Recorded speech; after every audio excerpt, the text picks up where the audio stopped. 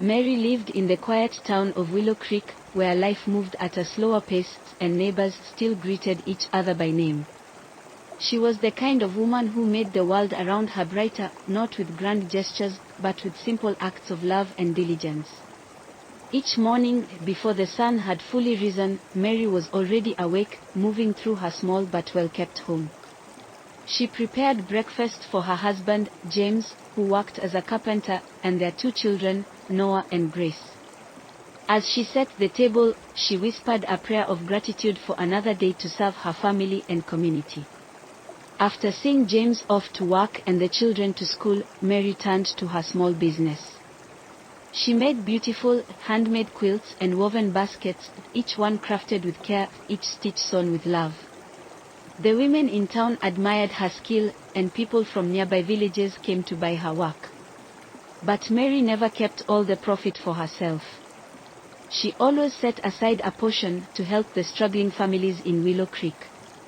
One chilly afternoon, as Mary was delivering a quilt to an elderly woman in town, she overheard a conversation between 2 women at the market. A young mother, Clara, had fallen on hard times. Her husband had lost his job, and with winter approaching, they had little money for food or warm clothing for their children. That evening, as Mary sat by the fireplace with her family, she couldn't shake the thought of Clara and her little ones. She glanced at the shelves where her quilts were neatly stacked. She had planned to sell them at the upcoming town fair, but she knew in her heart where they truly belonged.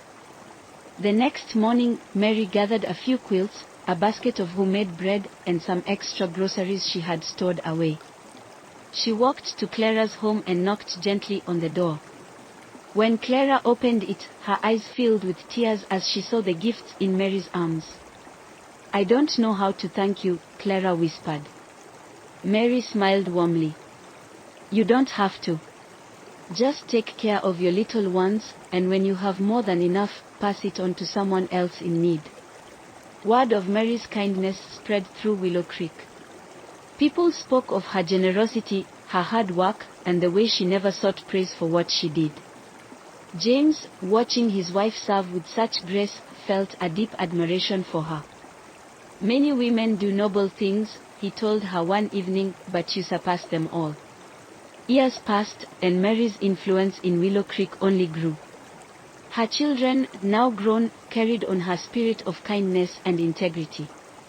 People still came to her home, not just for her beautiful quilts, but for her wisdom, her encouragement, and the warmth of her presence.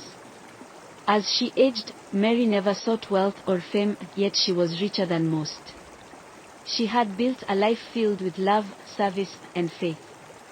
And just as Proverbs 31 verse 31 says, "Honor her for all that her hands have done, and let her works bring her praise at the city gate." Mary was not just a wife, a mother, or a businesswoman, she was the heart of Willow Creek, a living testament to the beauty of a virtuous woman.